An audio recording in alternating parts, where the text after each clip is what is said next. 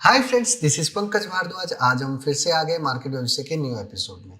तो guys, previous video में आप लोगों ने बहुत प्यार दिया और नेक्स्ट वीडियो में भी मैं आपको कुछ बताने वाला हूं कि किस तरीके से आप टॉप गेनर और टॉप लूजर की जर्नी को कैच कर सकते हैं। तो यहाँ पे आपको एक चीज़ समझने की ज़रूरत है कि कोई भी फुटप्रिंट ऐसे ही नहीं कैच होता है। उसके ऊपर सालों की रिसर्च लगती है, काफ़ी टाइम लगता है। उसके बाद एक डिसीजन मेकिंग पर पहुंचते हैं जिसमें पता चलता है कि आप लोग किस तरीके से रिटेलर का सोच उसके पीछे काम कर रहे हैं और क्यों उसी स्टॉक को टॉप गेनर और टॉप लूजर बनाया जाता है। तो यहाँ पे आज फिर हम एक लॉजिक को समझेंगे जो कि लॉजिक नंबर 12 है। तो इसको हम समझेंगे 1+2 इसको हम बोलते हैं। तो ये लॉजिक क्या है और एक्चुअल में इसके पीछे की साइकोलॉजी क्या है, तो इसको भली बात ही समझते हैं। पहले भी एक दो बार वीडियो में मैंने बताया हुआ है। तो सबसे पहले हम आते हैं एलटीएफ पर। तो एलटीएफ में गैप डाउन ओपनिंग होने के बाद अचानक से मार्केट रिकवर होने स्टार्ट होती है। तो what does it actually mean? तो मैंने आपको कई बार बताया है, जब मार्केट कभी भी कोई भी स्टॉक गैप डाउन होता है, सपोज करो गैप डाउन हो गया और वो नीचे की साइड में पहली 5 मिनट में रिकवरी करने का सोचता है, तो इसका मतलब ये नहीं है कि वो रिकवर कर रहा है। स्पेसिफिक केसेस में जो रिकवरी होती है वो एक अलग केसेस होता है, जो मैं इसी वीडियो के में आपको दोबारा से समझाऊंगा। पहले इस चीज़ को समझते हैं। यहाँ पे जिन लोगों का शॉर्ट पोजीशन बनाया गया था या प्री मार्केट में भी जिन लोगों ने पोजीशन बनाया है, तो वहाँ पे ये पोजीशंस कवरिंग हो रहा है, जिसकी वजह से प्राइस ऊपर जा रहा है, ना कि कोई फ्रेश पोजीशन बन रहा है। तो यहाँ पे एक एक्टिव ट्रेडर और एक पैसिव ट्रेडर की स्टोरी है। जो एक्टिव ट्रेडर होता है वो क्या करता है कि अरे प्रॉफिट आ रहा है निकल जाओ। पैसिव ट्रेडर जो होता है उसको अच्छे से पता है ट्रेंड अभी सही है, मुझे नहीं निकलना है, तो वो सही टाइम का वेट करता है और वापस से पोजीशंस को सेट करता है। तो यहाँ पे इसी चीज को हमने एक हंटिंग का नाम दिया है और this is called our hunting story. इसलिए हमने इसको 1+2 का नाम दिया है कि 1/2 हम इसको बोलते हैं। तो यहाँ पे क्लियर कट है, जब कभी आपको कोई ऐसा स्टॉक दिखे जिसमें लास्ट 45 मिनट्स में कुछ ज़्यादा हलचल नहीं है और अचानक से गैप डाउन होता है और वो स्टॉक अगर रिकवरी मोड में चला जाता है, then wait for the one green candle only, और उस ग्रीन कैंडल के क्लोजिंग के पर ही आप उसमें पोजीशन सेट कर सकते हैं। एक चीज़ का ध्यान रखना, यहाँ पे लगभग 1% से 1.5% तक का स्टॉप लॉस आप कर सकते हैं। तो ये जो पोजीशन है ये आपको 2:45 तक होल्ड रखनी है, तभी आपको समझ में आएगा कि इस लॉजिक की एक्चुअल पावर क्या है। अगर मोमेंटम आपके खिलाफ नहीं चलता है और पोजीशंस को होल्ड रखते जाना है, तो आप इस तरीके से इसको होल्ड कर सकते हैं। क्योंकि 90% केसेस में क्या होगा, ये जितना बड़ा ये वीक होगा, जितना बड़ा ये वीक होगा उतनी जल्दी वो नीचे आएगा। अगर यहाँ पे बात करें 1-2% की, तो यहाँ पे क्विक आपको 1 से 1.5% का रैली क्विक मिल जाता है। अगर आपका सोच सिर्फ वही है कि बड़ी क्वांटिटी करके 1-1.5% लेना है, तो आप उस तरीके से वो कर सकते हो।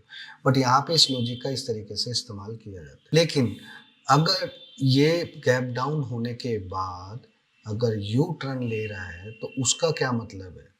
सपोज करो पहला कहीं यहाँ पे गैप है, ठीक है, और अचानक से गैप डाउन होता है मार्केट, तो वो उसी गैप को टच कराकर वापस से पहली 5 मिनट के अंदर, फर्स्ट 5 मिनट के अंदर में ही उसको रिकवरिंग स्टार्ट कर देता है, जिसकी वजह से वो ग्रीन कैंडल बन जाता है। तो यहाँ पे ये चीज आपको समझनी है कि एक एक्टिव ट्रेडर और पैसिव ट्रेडर में क्या डिफरेंस होता है और क्या पहचान होती है और कैसे मार्केट में यू टर्न स्टोरी पकड़ी जाती है। अब लास्ट में जाते जाते अगर आप देखोगे तो निफ्टी में अचानक से एक शार्प फॉल हुआ, जबकि ये शार्प फॉल की वजह सिर्फ और सिर्फ एक ही थी कि मार्केट में अचानक से कोई पाकिस्तान का स्टेटमेंट आता है। 11 बजे के आसपास ये स्टेटमेंट आया था, उसके बाद मार्केट ने नो हलचल। देखो, यही चीज़ मैं आपको बताता हूँ कि जब कभी इस तरीके की आपको स्टेटमेंट आए, तो वहाँ पे अगर मार्केट के दौरान में आ जाती है, तो 1-2 घंटे उसको कुछ नहीं करने देता, क्योंकि 1-2 घंटे पोजीशन सेट करने में लगते हैं और अचानक से फॉल स्टार्ट करते हैं ताकि वो अपनी पोजीशंस को नीचे की साइड में कवर कर पाए। सोच के देखो, पाकिस्तान और अफगानिस्तान के बीच में जो ये तनातनी चल रही है, this is called Jio political issue. तो ये जियो पॉलिटिकल इशू पे आपको क्या करना है, यू नो वेरी वेल, कि अगर बाजार अब यहाँ से किस तरीके से रिएक्ट करता है ये समझने की ज़रूरत है। तो ऑलरेडी मैंने आपको पहले भी बताया था, अगर फ्रेश राउंड ऑफ बाइंग करनी है तो कैसे करनी है।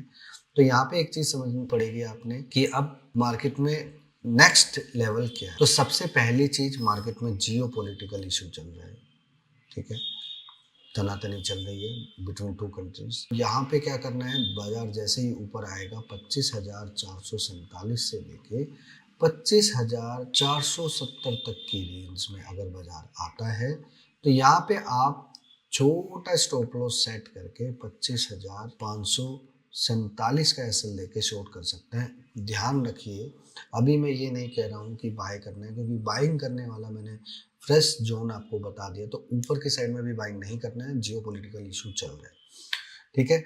इफ एनी केस अगर ये स्टॉप लॉस भी हिट हो जाता है तो डोंट वरी, एक फाइनल हर्डल है आपके पास 25,647।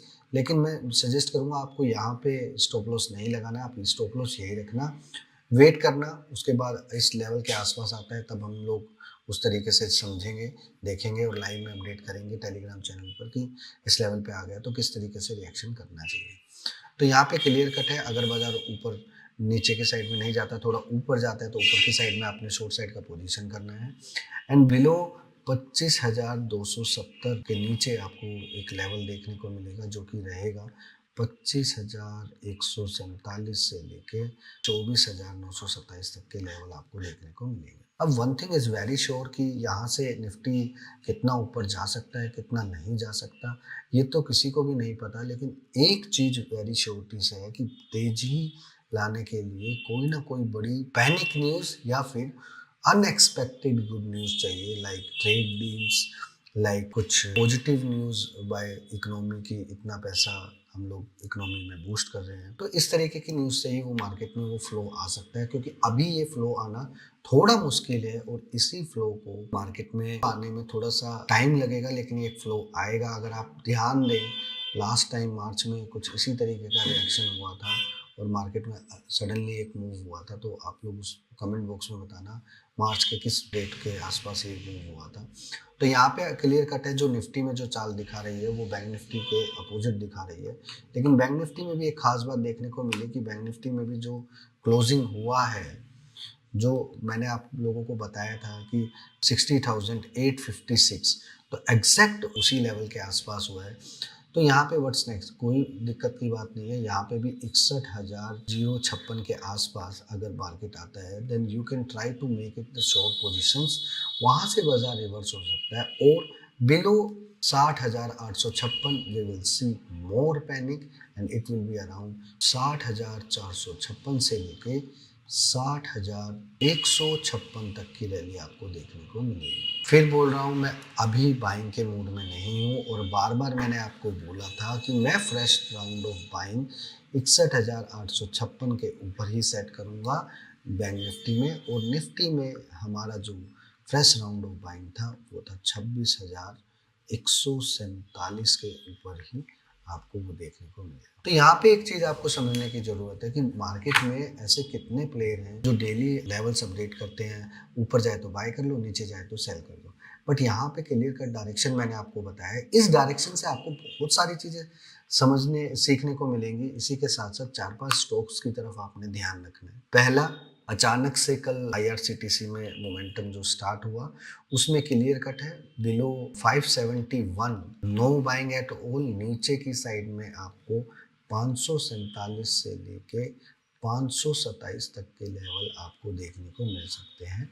अपसाइड का हर्डल रहेगा 571 से लेके 577 तक की रेंज में अपसाइड में आपको हर्डल देखने को मिलेगा। और यहीं से आपको एक चीज़ समझ में आ जाएगी कि किस तरीके से ये स्टॉक पैटर्न काम करता है।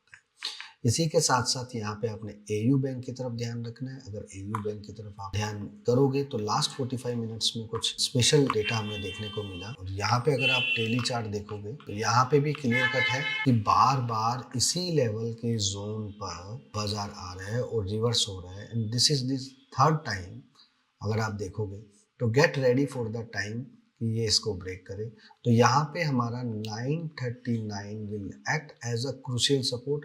अगर ये इंट्राडे में ब्रेक हो जाता है तो then get ready for rally of 5 to 7%, जो कि नीचे की साइड में रहेगा लगभग 907 रुपये से लेके 870 तक की रेंज में आपको नीचे के साइड में देखने को मिलेगा।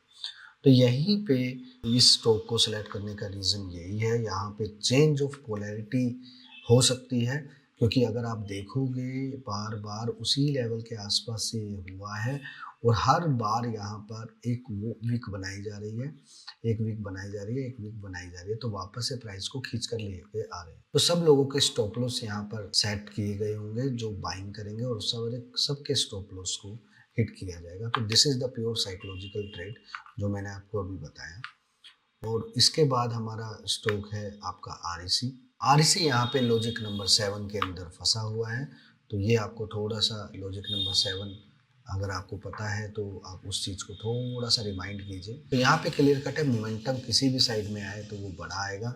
90% केसेस में मोमेंटम नीचे की साइड में लग रहा है, तो नीचे की साइड में आपने ध्यान रखना है 345 will act as a crucial support. अगर ये ब्रेक होता है तो आपको नीचे की साइड में लगभग 327 से लेके 317 रुपये के दौरान लेवल देखने को मिलेंगे।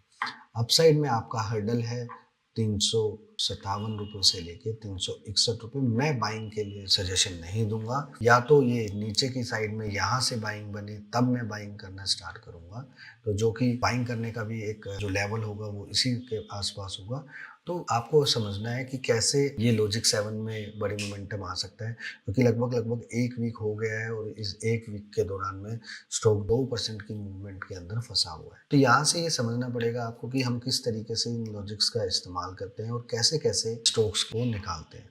तो यहाँ पे एक अनदर स्टॉक है और इस स्टॉक में आपको इंटरेस्टिंग चीज देखने को मिलेगी कि यहाँ पे एक पॉजिटिव गैप था, जिस गैप को वापस से रेजिस्टेंस बनाकर एसीसी ने वापस से फॉल करना स्टार्ट किया। तो यहाँ पे एसीसी में क्लियर कट है 1587 will act as a crucial level. इसके बाद ये टूटता है तो सिंगल साइड में आपको 5% का डाउनफॉल देखने को मिलेगा। वेरी सून अदानी के स्टॉक्स में आपको अचानक से एक फॉल देखने को मिल सकता है जो कि 5 से 10% का हो सकता है, और ये अराउंड बाय मान के चलो 3 मार्च से लेके 13 मार्च तक के बीच में ये गेम हो सकता है। तो आप थोड़ा सा नजर रखना, 17 मार्च तक के बीच में ये हो सकता है।